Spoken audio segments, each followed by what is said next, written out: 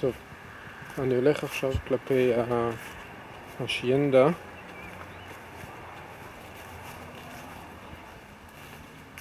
פה יש לנו את גינת התבלינים של רייקה, ופה יש הרבה עשבים שיום אחד נרצה לשים פה איזה משהו.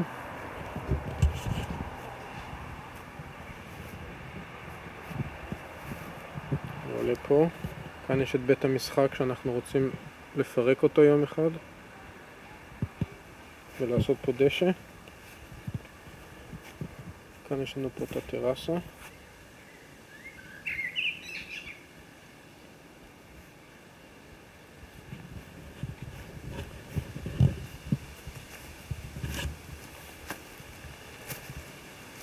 פה יש את האבנים עם כל העשבים. זו השיינדה עכשיו. וזו הטרסה פה.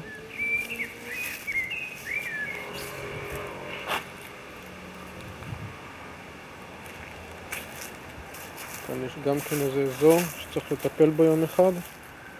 את השיחים פה אנחנו סך הכל אוהבים. רוצים להשאיר את זה.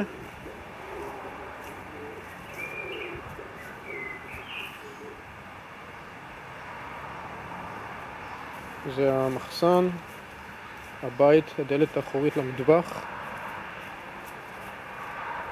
פה יש את הטרסה הנמוכה. וזהו, אני אעשה עוד פעם פן פה של איפה שאתה רואה את השער, שם אנחנו רוצים לפרק פה את כל האבנים האלה פה. כל האבנים האלה אנחנו רוצים להעיף, להוריד קצת את הגובה ולעשות קיר. זהו.